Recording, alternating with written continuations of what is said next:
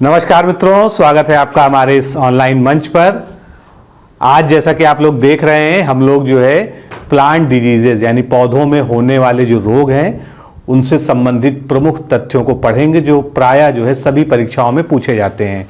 चाहे वो यूपीपीसीएस हो, चाहे वो यूपी ट्रिपल एससी के एग्ज़ाम हो या अन्य कोई भी एग्ज़ाम, पौधों के रोग, मानव के रोग, ये सभी जो है बार बार पूछे जाते हैं। मानवों से संबंधित यानी जितने भी ह्यूमन डिजीजेज हैं वो हमने जो है इससे पहले पढ़ रखा है। अगर आप में से कोई नया हो जिसको उसके बारे में जानकारी ना हो तो बायोलॉजी की जो प्लेलिस्ट है उसमें जाइए और उस वीडियो को जरूर देख लीजिए। जैसा कि मैंने कहा था कि अब जो है जितने भी एग्ज़ाम हमारे सामने हैं, विशेषकर पीसीएस का जो है प्रीलिम्स 2019 जो कि 15 दिसंबर को है, साथ में यूपी ट्रिपल एससी का जूनियर असिस्टेंट जो नवंबर में है, यूपीएसआई के बारे में भी खबर आ रही है कि दिसंबर तक जो है उसके होने के चांस हैं। तो इस तरह से जो है, और हाई कोर्ट आरओ ये नवंबर के लास्ट में या दिसंबर के फर्स्ट वीक में इसकी भी संभावनाएं बन रही हैं। तो हम लोग अब ऐसे टॉपिक्स को विशेष कर पढ़ेंगे जो इन सभी में कॉमन हैं और मोस्ट प्रोबेबल हैं, जिनसे जो है क्वेश्चंस पूछे जाने की संभावनाएं पूर्ण होती हैं। जिस प्रकार से हम लोगों ने लोअर पीसीएस के दौरान जो है मेन इंपॉर्टेंट टॉपिक्स को पूरे डिटेल में कवर किया था। तो चलिए स्टार्ट करते हैं हम आज का लेक्चर। ये वीडियो थोड़ा फैक्चुअल है क्योंकि आपको जो है बहुत सारी चीज़ों को याद रखना होगा, लेकिन अगर आप इस वीडियो को 2 बार पूरा देख लेंगे तो आपको 50% 60% चीज़ें जो है ऐसे ही याद हो जाएंगी। तो सबसे पहले हम शुरुआत करते हैं, क्योंकि हम रोगों के बारे में पढ़ना चाहते हैं। तो जो रोग का अध्ययन होता है, डिजीज का अध्ययन होता है, उसके लिए पर्टिकुलर टर्म क्या दिया गया है? इटियोलॉजी कहते हैं। रोगों के अध्ययन को इटियोलॉजी कहते हैं। अब आप कहेंगे कि जो है रोगों के अध्ययन को पैथोलॉजी भी कहते हैं, ऐसा नहीं है, कॉमनली बोल दिया जाता है, लेकिन पैथोलॉजी शब्द जो है पैथोजन से जुड़ा हुआ है, यानी रोग के पीछे कौन सा कारक है, कौन सा पैथोजन है, उसके बारे में पूरा अध्ययन करना जो है पैथोलॉजी कहलाता है। तो रोगों के लक्षणों, कारण और उपचार के अध्ययन को क्या कहा जाता है? हिंदी में विकृति विज्ञान कहते हैं, इंग्लिश में हम उसको पैथोलॉजी कहते हैं। पादप रोगों को यानी प्लांट डिजीजेज, जो हमारा जो है आज का टॉपिक है, इसके अध्ययन को एक तो सिंपली हम प्लांट पैथोलॉजी कहते हैं, लेकिन अगर स्पेसिफिकली कहें हम जो है तो इसको फाइटोपैथोलॉजी कहते हैं, क्योंकि फाइटो का अर्थ क्या होता है? प्लांट। आगे चलते हैं। आधुनिक पादप रोग विज्ञान यानी मॉडर्न फाइटोपैथोलॉजी के जनक किसको माना जाता है? पीसीएस में क्वेश्चन पूछा जा चुका है। ई.जे. बटलर। ई.जे. बटलर को आधुनिक पादप रोग विज्ञान का जनक माना जाता है। और कवक विज्ञान यानी फंजाई, जिसको हम माइकोलॉजी कहते हैं, कवक विज्ञान के अध्ययन को या कवक को अध्ययन को क्या कहा जाता है? माइकोलॉजी कहा जाता है। तो माइकोलॉजी का जनक या पिता किसको कहा जाता है? माइकल को कहा जाता है। अब हम शुरुआत करते हैं। तो जैसे कि मनुष्यों में डिजीजेज होती हैं तो उसको हम बैक्टीरियल, वायरल, फंगल और अन्य कैटेगरीज में बांटते हैं, सेम उसी तरह से प्लांट में भी जो डिजीजेज होती हैं उसको हम कई कैटेगरी में बांटते हैं। बैक्टीरियल, वायरल, फंगल, निमेटोड से होने वाली, कृमियों से होने वाली, और कुछ एबायोटिक होती हैं जिसमें जो है जैविक कारक इन्वॉल्व नहीं होते हैं, इसलिए उनको एबायोटिक कहते हैं, यानी अजैविक बीमारियां। तो हम एक एक करके चलते हैं। सबसे पहले हम बात करते हैं विषाणु जनित या वायरल डिजीजेस की। तो वायरल डिजीजेज में जो है वायरस का नाम जो है बहुत कम पूछा जाता है, ये आईएएस या पीसीएस लेवल के एग्जाम्स में पूछा जाता है, लेकिन पर्टिकुलर डिजीज है किससे होती है ये जो है लोअर एग्जाम्स में पूछे जाते हैं। जैसे कि मान लीजिए आपको एक उदाहरण दे दिया गया कि बंची टॉप ऑफ बनाना या लिटिल लीफ ऑफ ब्रिंजल, ये किस कारण से होती है, यानी इसका कारक क्या है, एजेंट क्या है इसका। तो इसके आपको बताना पड़ेगा कि ये जो है वायरल डिजीज, उसमें 4 ऑप्शन होंगे आपके, वायरल है या बैक्टीरियल है या फंगल है या एबायोटिक है, तो आपको उसमें से जो है वायरल चुनना पड़ेगा। तो इसी तरह से जो है क्वेश्चन जो है लोअर एग्जाम्स में आते हैं, यानी जो छोटे एग्जाम्स हैं, और पीसीएस और उससे ऊपर या उसके समकक्ष स्तर के जो परीक्षाएं हैं उनमें जो है वायरस का पर्टिकुलर नाम भी पूछा जा सकता है। तो जो भी हम पढ़ेंगे उसको इस दृष्टि से पढ़ेंगे कि हम सभी एग्जाम को कवर कर पाएं एक साथ। तो सबसे पहले टीएमवी की बात करते हैं। टीएमवी वायरस से यानी टोबैको मोज़ेक वायरस से होने वाला रोग कौन सा है? इसको हम टोबैको मोज़ेक डिजीज कहते हैं। ये तंबाकू के पौधे में होता है और इसका कारक जो है टीएमवी है। अब जब भी आप कभी वायरोलॉजी पढ़ना शुरू करते हैं, आपने कभी भी वायरोलॉजी का अध्ययन किया होगा हाई स्कूल में, 8वीं में, उसके बाद 12th में, तो सबसे पहले वायरस में वायरस के जो है जनक का नाम बताया जाता है और उसके बाद बताया जाता है कि वायरस की खोज जो है टोबैको मोज़ेक वायरस के कारण हुई थी, यानी टोबैको मोज़ेक डिजीज के कारण जो है। तो इसके इतिहास के बारे में थोड़ा सा जानना जरूरी है। 1886 में एडोल्फ मेयर ने पहली बार तंबाकू के मोज़ेक रोग का वर्णन किया, लेकिन उनको ये नहीं पता था कि ये वायरस से है या बैक्टीरिया से। उन्होंने सिंपली क्या किया, उन्होंने देखा कि मोज़ेक डिजीज, मोज़ेक पैटर्न जो है पत्तियों पर हो गया है, तो उन्होंने पत्ती को तोड़ा, उसका सैप निकाल लिया, उसका जूस निकाल लिया अगर सिंपल भाषा में कहें, और दूसरी पत्तियों में, दूसरे खेतों में भी उसको ले जाकर छिड़क दिया।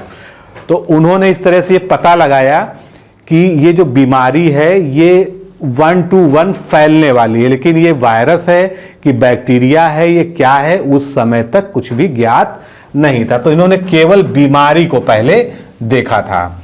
इस विषाणु की खोज यानी टीएमवी की खोज किसने की? आइवानोस्की ने की, जो 1892 में की गई। इसके बाद फिर इसमें तीसरी सबसे बड़ी महत्वपूर्ण खोज हुई जो स्टैनले मिलर ने की, जो है वो क्या थी कि उन्होंने सबसे पहले किसी वायरस को क्रिस्टलाइज किया, जो है कहां पर? प्रयोगशाला में, लैब में उन्होंने क्रिस्टल फॉर्म में उसको प्राप्त किया।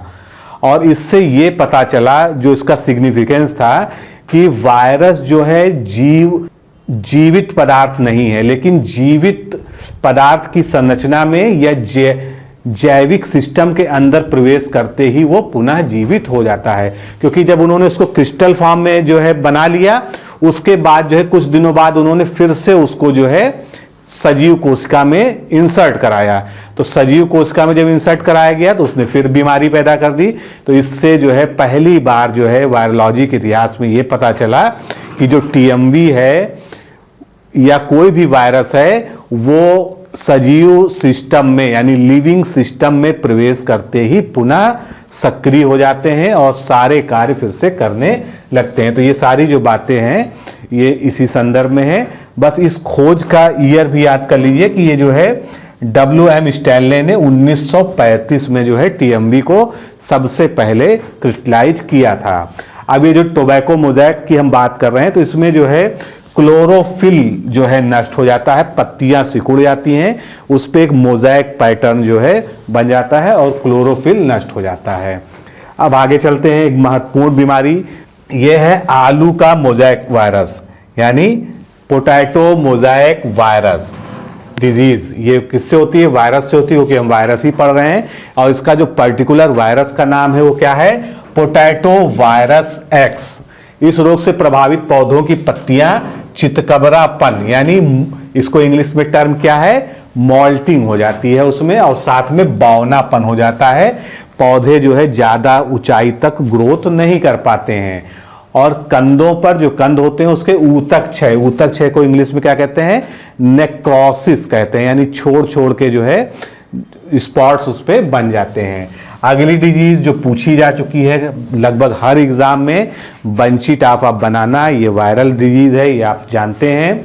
और इसका कारक जो है क्या है? बनाना वायरस आर या बनाना वायरस 1 भी इसको कहते हैं। इस रोग में केले के पौधे कैसे हो जाते हैं? बौने हो जाते हैं। बंची टॉप का मतलब ही है कि उनका जो टॉप है, जो सबसे ऊपर वाला पोर्शन है, वो बंची हो जाता है, ड्वार्फ हो जाता है और पर्णहरित रहित हो जाता है। इसमें भी क्लोरोफिल जो है गायब हो जाता है। ज़्यादा लक्षणों में हम नहीं जाएंगे, हम मेन जो है उसके बारे में बात करेंगे। तो वो 3-4 बीमारियां जो है बहुत प्रमुखता से पूछी जाती हैं। अब हमको बस ये देखना है कि कौन कौन सी बीमारियां हैं जो वायरल होती हैं, क्योंकि वायरल बीमारियों में जो है वायरस का नाम जो है बहुत महत्वपूर्ण नहीं होता है। महत्वपूर्ण ये होता है कि वो वायरल है या बैक्टीरियल है, ये आपको पता होना चाहिए। तो शुगर केन में कौन सी बीमारी होती है? Grass shoot disease. Grass shoot disease of sugar cane, ये वायरल डिजीज है। फिर चुकंदर यानी बीट में, तो बीट रूट जो है इसमें क्या होता है? ट्विस्टेड एपेक्स नामक बीमारी हो जाती है। टोमेटो में ट्विस्टेड लीफ डिजीज हो जाती है।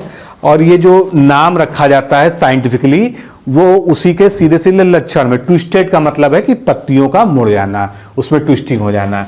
लेडी फिंगर या भिंडी में कौन सी? ये बहुत इंपॉर्टेंट है, इसको अलग से जो है मार्क कर लीजिएगा। Yellow vein mosaic disease of lady finger, ये पूछा भी जा चुका है। बनाना में मोजैक डिजीज भी हो जाती है। पपाया में यानी पपीते में, इसमें भी मोजैक डिजीज हो जाती है, ये वायरल है। सिट्रस फ्रूट, जितने भी सिट्रस प्रजाति के फ्रूट हैं उनमें जो है ट्राइस्टिया येलोइंग ऑफ वेन हो जाता है, ये भी येलोइंग ऑफ वेन। उसी तरह से येलोइंग ऑफ वेन्स का मतलब ये है कि जो पत्तियों में आपको वेन्स दिखाई देती हैं उसमें जब क्लोरोफिल खत्म होने लगता है तो वो पीली पीली दिखने लगती हैं, इसीलिए इसको येलोइंग ऑफ वेन्स कहते हैं।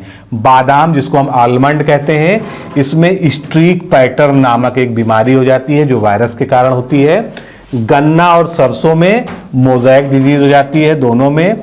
और सिजमम जो तिल होते हैं इसमें फिल्लॉइडी बीमारी, ये पूछा जा चुका है, इसको अलग से नोट कर लीजिएगा। फिल्लॉइडी डिजीज ऑफ सिजमम, ये भी जो है वायरल डिजीज है। अब अगले वर्ग की तरफ बढ़ते हैं, बैक्टीरियल। सबसे ज्यादा फंगल से पूछा जाता है, फंगल अभी आगे आएगा। सबसे पहले हम बैक्टीरियल की बात करें तो विल्ट ऑफ पोटैटो, देखिए हिंदी नाम यहां पर लिखा हुआ है लेकिन हिंदी बहुत कंफ्यूजिंग होता है, याद रखने में बहुत दिक्कत है, खासकर जो है बॉटनी में। तो विल्ट ऑफ पोटैटो, इस रोग का कारक कौन सा है? स्यूडोमोनास सोलेनिसरम, ये इसका जो है ये जो है बैक्टीरिया है और इसके कारण जो है विल्ट ऑफ पोटैटो होता है। इसको एक और नाम से भी जानते हैं, इसको कहते हैं रिंग डिजीज, तो इसको रिंग रोग या रिंग डिजीज भी कहते हैं। और इसमें जो है पौधे का संवहन तंत्र यानी जो उसका जो है कैपिलरी सिस्टम है जिससे जो है वो उसमें जो है भोजन और जल का संवहन होता है, जिसमें मेन जाइलम जो जल का परिवहन करता है उस पर भूरा रिंग या ब्राउन रिंग बन जाता है, इसीलिए इसको जो है रिंग डिजीज के नाम से भी जानते हैं। फिर ब्लैक आर्म या angular leaf spot of cotton, ये कॉटन की यानी कपास में होने वाली प्रमुख बीमारी है और इसके कारण जो है कपास की बहुत ज़्यादा हानि होती है जहां पर कपास जो है उगाया जाता है। तो ब्लैक आर्म या angular leaf spot of cotton जो है, इसमें इसका नाम एंगुलर लीफ स्पॉट क्यों दिया गया है? क्योंकि उस पर उंगली की तरह जो है संरचनाएं बन जाती हैं, स्पॉट्स बन जाते हैं।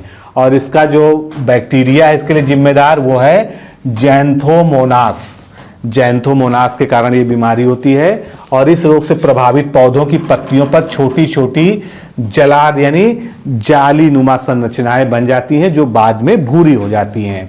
आगे चलते हैं, बैक्टीरियल ब्लाइट ऑफ राइस। तो यहाँ ब्लाइट का मतलब ये होता है कि चमकदार, कोई भी जो है चमकदार जो है जो संरचना दिखने लगती है उसके लिए यहाँ पर ब्लाइट का यूज होता है। तो ये धान की या जो है राइस की जो है एक प्रमुख बीमारी है। इस रोग का कारक कौन सा है? जैंथीमोनास ओराइजी, ये एक जीवाणु है और इस स्पॉट में पीली होकर भूरी किनारों वाली पत्तियां ऊपर की ओर मुरझाने लगती हैं। तो ज्यादा लक्षणों में जाने की जरूरत नहीं है। अब अगला देखते हैं, सिट्रस कैंसर, बहुत प्रमुखता से पूछी गई बीमारी, कई बार आ चुका है ये। तो सिट्रस कैंकर जो है इस रोग का कारक जो है जैंथोमोनास सिट्री है और यह रोग नींबू उत्पादन हेतु एक गंभीर समस्या उत्पन्न करता है। इस रोग के कारण पौधे की पत्तियां, शाखाएं, फल सब कुछ प्रभावित हो जाता है। तो नींबू वर्गीय जितने फल हैं जिनकी फैमिली को हम सिट्रस कहते हैं कॉमनली, वो जो है इसके अंतर्गत आते हैं। गेहूं का टुंडू रोग यानी टुंडू डिजीज ऑफ व्हीट, तो टुंडू डिजीज ऑफ व्हीट जो है ये होता है कॉर्नीबैक्टीरियम इंडोबैक्टरम के कारण।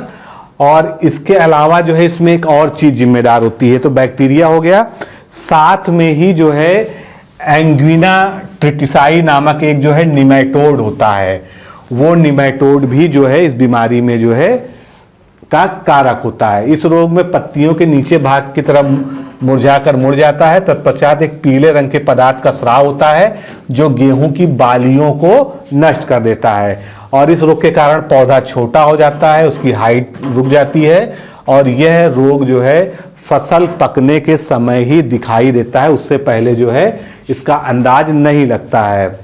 लूज स्मट कई बार पूछा गया है, अगली बीमारी वही है, लूज स्मट ऑफ व्हीट। इस रोग का कारक क्या होता है?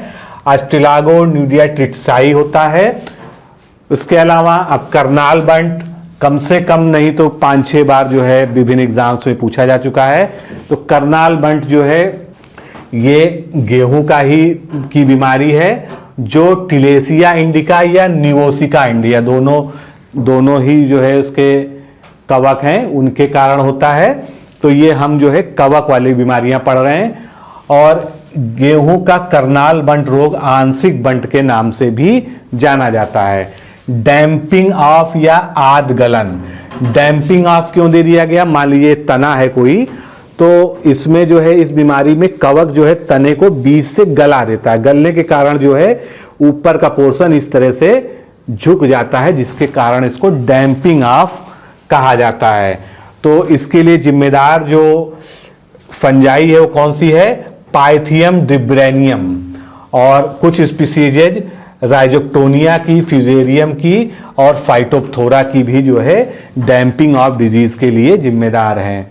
फिर brown leaf spot of rice. तो ये कहा कि राइस या पैडी की बीमारी है, ब्राउन लीफ स्पॉट बीमारी जो है। और हेलिमेंथस्पोरियम ओराइजी, जहां जहां भी ओराइजी टर्म आएगा ये समझ लीजिए जो है कि वो पैडी या राइस से संबंधित जो है बीमारी है। तो हेलिमेंथोरियम ओराइजी जो है ये brown leaf spot of rice के लिए जिम्मेदार कवक या फंजाई है। अगला आगे चलते हैं फंगल में ही। एरगट ऑफ बाजरा, ये सभी डिजीजेस बहुत बार पूछी जा चुकी हैं। इस रोग का कारक जो है क्लेविसेप्स माइक्रोसेफेला होता है। क्लेविसेप्स माइक्रोसेफेला। आपको ये ज्यादा जरूरी है याद रखना कि ये बैक्टीरियल है या वायरल है या फंगल है। उसके बाद अगर आप ये नाम याद रख सकते हैं तो सो फार सो गुड।